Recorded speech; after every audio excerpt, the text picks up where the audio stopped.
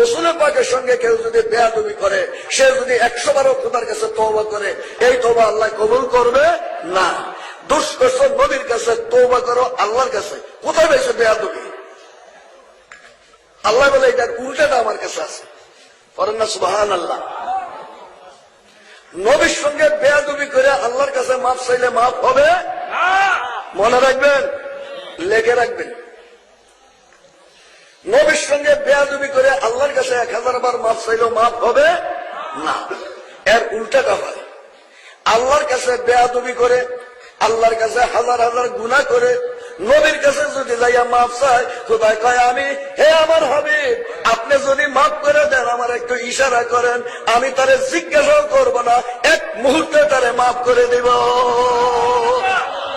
বলেন না সুবহানাল্লাহ। নবীর সঙ্গে বেয়াদবি করলে হয় কতল, আর আল্লাহর সঙ্গে বেয়াদবি করলে নবীর কাছে গেলে হয় সব মাফ। বলেন না।